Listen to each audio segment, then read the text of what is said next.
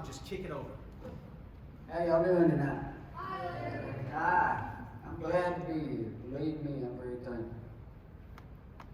You know, the song said a lot about God doesn't need anything from us. There's nothing we could give him that he doesn't already have or can have, just by saying so. The difference is he wants you. That's a big difference. You know, it's nice to be wanted.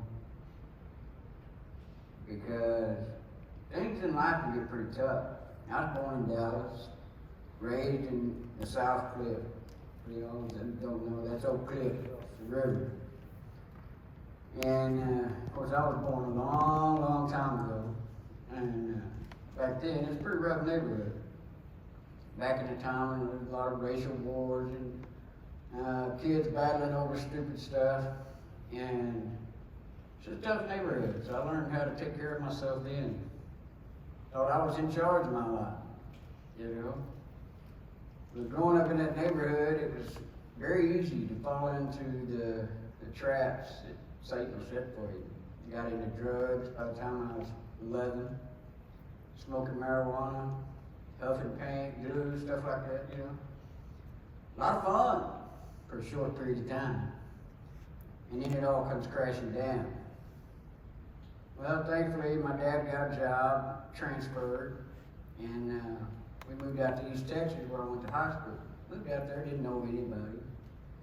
So, summer I was there, I met one of the neighbor kids, came down and introduced himself.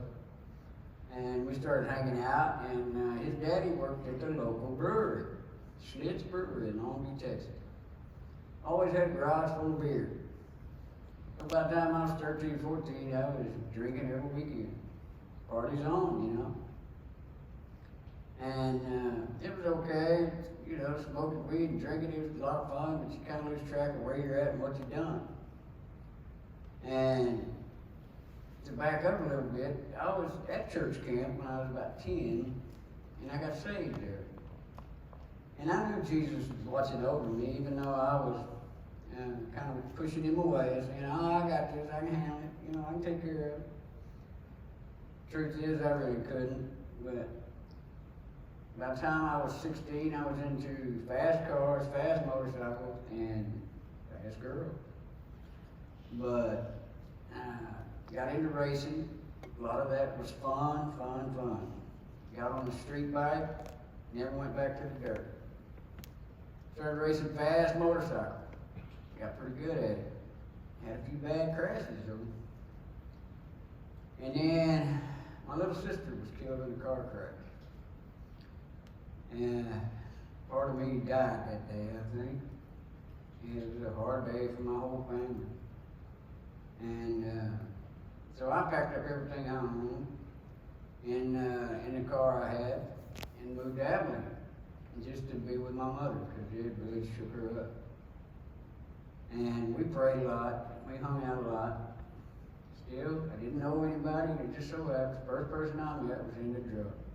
Got me right back into that game again. I tell you, the thing about evil is he'll put a lot of temptation out there in front of you. He'll make it look real pretty, make it sound real good, make it be a lot of fun. But you know the funny thing about evil, you know how he gets his kicks? He gets his kicks watching you suffer. Suffer from the consequences that come along with doing drugs. And I'm telling you, whenever you're doing something that you know ain't right, you gotta know it ain't right. It's against the law, you know it ain't right. But just because it's against the law don't mean it ain't fun. You know, it's exciting, it's great and all that. But eventually it comes crashing down. Spent about 4 years out there, went to work in oil field as a roughneck. I guess I was pretty tough for a little guy, so they kept me on. And the party was still going, hard and heavy. Oilfield died in '84. I came back to Dallas looking for work. Had a lot of money in my pocket. Kind of took my time. And I was at a party at 4th of July weekend out at Lake Ray Hubbard. Anybody know where Ray Hubbard is? Yeah, east of Dallas. Big lake. 4th of July weekend, well, I usually wear leathers and a helmet when I'm on my bike because it's pretty fast. And they were in my cousin's car, and he took off to get the boat and all that. We were headed home. One thing I never did was ride the right slow lane on the right side doing the speed limit. I saw the speed limit twice. Once when I passed it, once when I slowed down. But coming home from the lake that day, I had shorts, t-shirt, and tennis shoes on. Top of the little hill, and there was a big crash right in front of me. 3 cars down the road into the back of a semi-trailer. I laid my bike down and just barely missed the last car. When I did, the peg grabbed the new pavement that they just put down, flipped, and I went face first into the asphalt about 60 miles an hour. If you can imagine, my face looked like a bowl of raw hamburger meat. That's about all that was left. So I look real good now. I really do. I look real good. Doctors did a wonderful job on me. Funny thing was, I was in the hospital, went through 3 major surgeries on my face. My jaw was broken on both sides. Half my teeth were gone. My right eye was hanging out. My cheekbone was crushed. I went through 3 major surgeries and walked out of that hospital 12 days later with bandages and healed up just fine. That's the Lord working for me right there, because I was flatlined out there on that highway for 5 minutes. This tells you how God can work circumstances in your life for the good. I was laying out there flatlined. The 3rd car in that accident that collided just happened to be a Baylor University Medical triage nurse, emergency triage nurse. She had a kid in her car, and she's the one that brought me back. Patched me up, held me together until the ambulance got there. And it's a trip because I came conscious in the hospital, and it was funny because I could see the ceiling and the floor at the same time, and it tripped me out, because that's not possible. You're laying on your back, you couldn't see the floor. I didn't know my eyeball was hanging out. And so from that day on, I thought, well, I better slow my roll. That lasted about a week. I got another motorcycle, it was faster than the last. Still running down the highway like a monkey with his butt on fire. I'm telling you, it was a lot of fun. It was a lot of fun. And like I said, that fun comes crashing down when you know you're not doing right. Something just tells you, you better slow your roll, you better slow your roll, and think about it.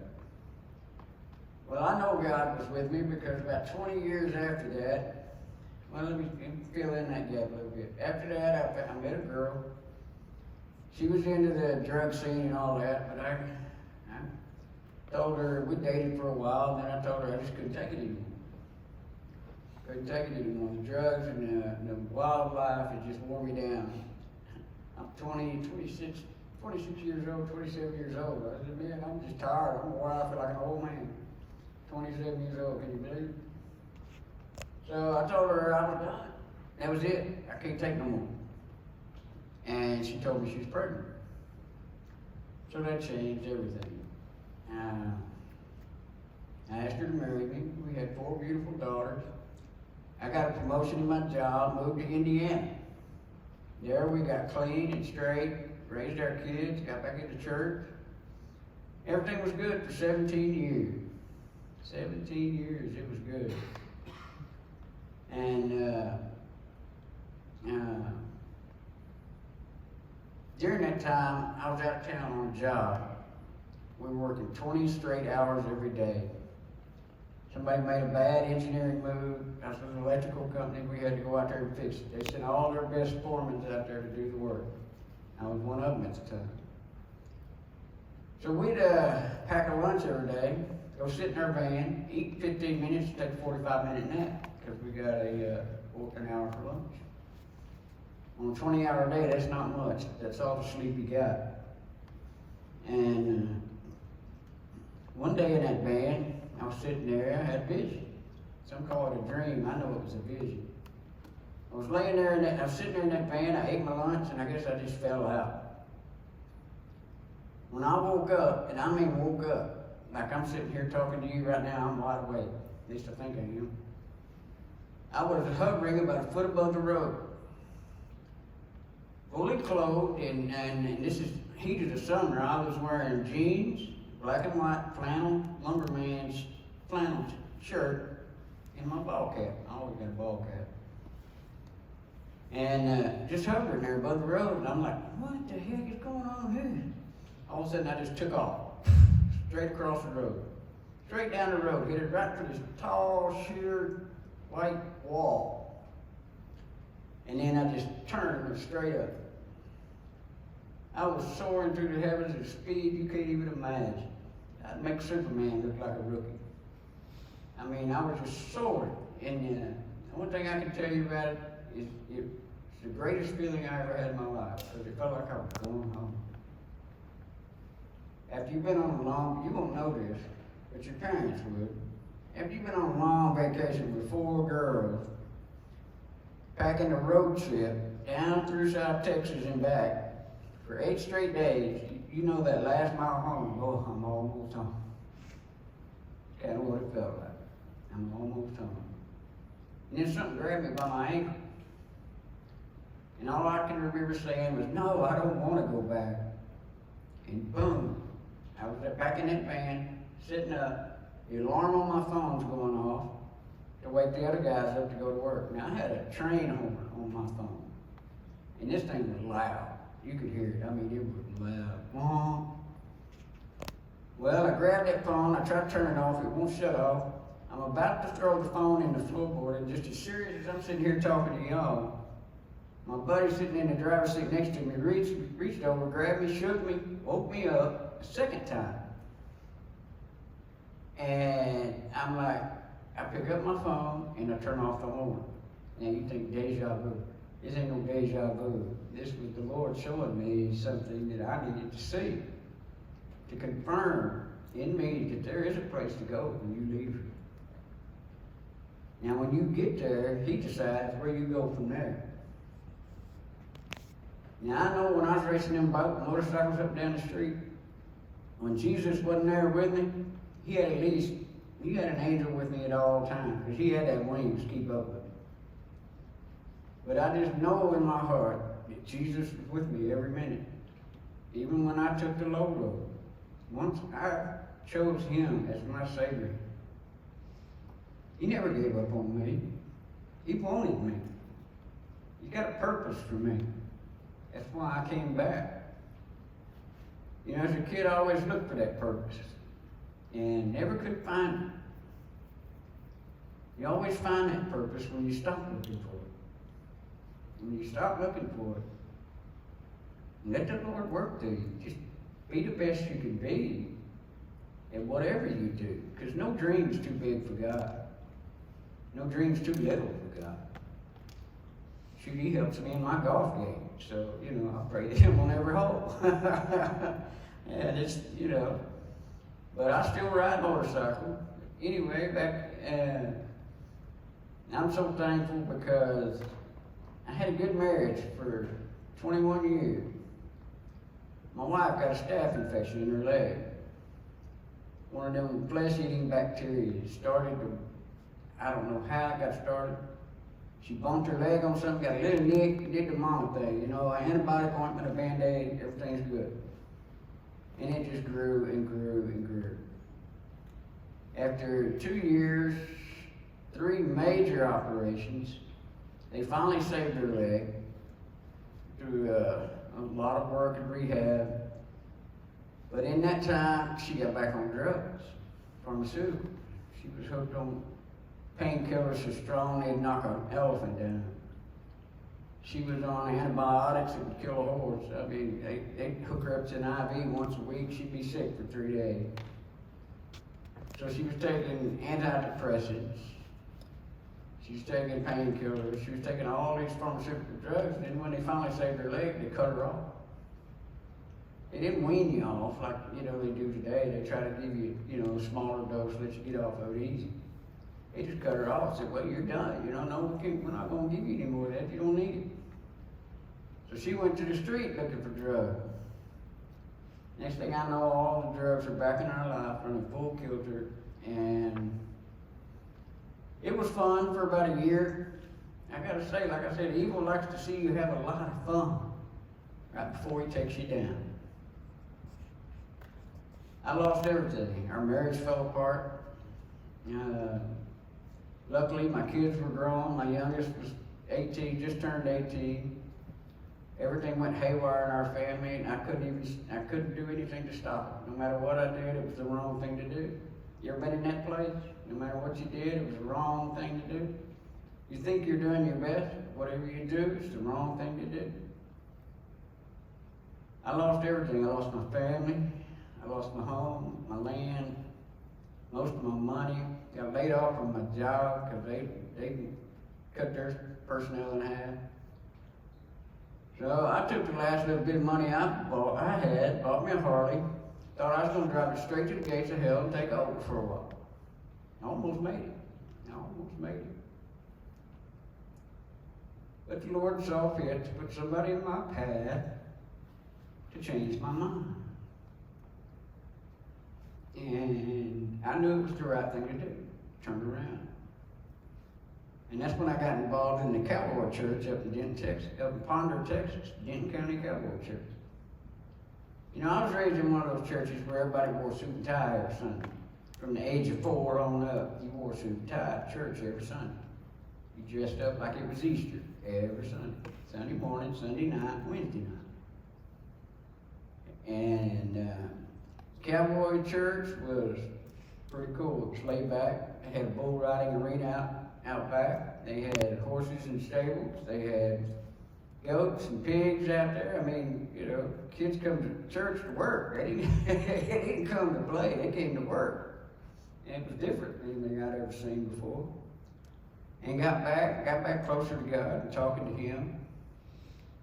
But when I had that dream, that vision, I call it, out-of-body experience, a lot of people call them. I don't know what it was for sure. It kind of freaked me out for a while there. I wasn't sure what was going on. And then as I calmed down and started thinking about it, getting closer back to God, it was His way of showing me He is real, and He is with us. He's with you in every little card game you play, every toss of cornhole. He's right there with you. He wants to share everything with you. And the way to have the peace that God intends for you to have on this life. See, this life is so precious that even He gave up His throne and came down here to get a piece of it, to tell us how good it really is. He made you just the way He wants you to be. So don't let anybody tell you how to run your life or how to do things or what you ought to be doing. As long as you're doing what's right and what you desire most, God can make happen. If you put the very best of you into whatever you want and desire, God will give it to you. He may not give it to you when you want it, that's for sure. But I've seen prayers answered overnight. I've seen prayers take years to get answered. Circumstances can be played out. He puts people in our paths to help us see the light. You know, you ever heard that old phrase, the light bulb went off? You know, the light went off? Yeah. That inspiration doesn't come from the electromagnetic crap you got in your flesh. It comes from the inspiration of the Holy Spirit. When you accept Jesus, He's in you all the time. All the time. And God is good all the time. So even when I lost everything, my money, my house, my family, I got my family back, most of it. My ex-wife and I don't get along very well at all, but all my kids and I get along great. But in all that loss, I gained more than I ever had.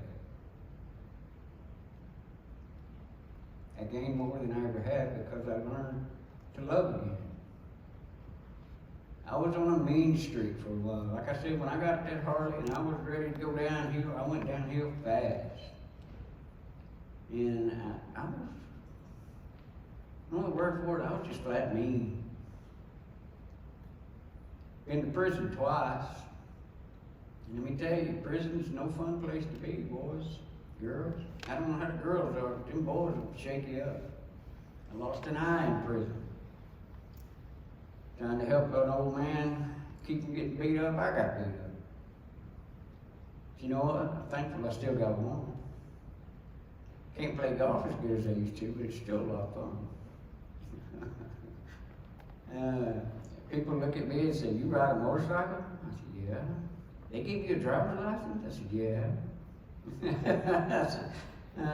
So believe me, with one eye you can still get out there and do anything anybody with two eyes can do. It's just not as easy. You lose depth perception. So don't throw anything at me, I probably won't catch it. But the thing is, when I lost that eye, it wasn't a big deal. And the reason, and me not taking it as a big deal, I guess the Lord made it easy for me because there was no pain. I mean, the guy broke my nose, my cheekbone, this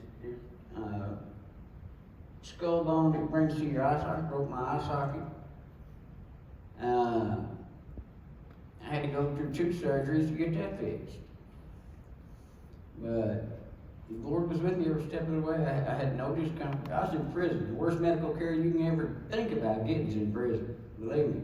They'll put you on the back burner, make you sit in the hall. You think the emergency room here is bad? Sit out there for 6 hours before you see patients. That's nothing. Try prison. You can sit out there for days before anybody takes a look at you. So I was lucky that the Lord was with me because everything came out okay. Still got my eye. Though I wanted a glass eye. I kind of thought I wanted a glass eye. I was going to get an 8-ball and put it up in there. Thought that'd be pretty cool. But yeah, drugs sent me to prison twice. And really got to study the word there. So when God tells you to slow your roll, if you don't do it, He'll make you do it. Because in prison, you're not going to do anything but sit in your bunk a lot of the time. When you're not working or at chow, you're in your bunk. 2-man cell, 5 by 9, with a toilet and a sink. That's all you get. In a book, if you're lucky. Prison is worse than what you see on TV. Although they've gotten the violence down to a minimum, it still happens. Believe me, prison is no place to be. So I can empathize with Paul sitting in prison in a way. I can't imagine being in blocks with your feet shackled, no way to get up and walk around, and sit there and be thankful. That was one powerful God that can make you feel that good. And He does. He does. He does it to me all the time. I'm thankful every day.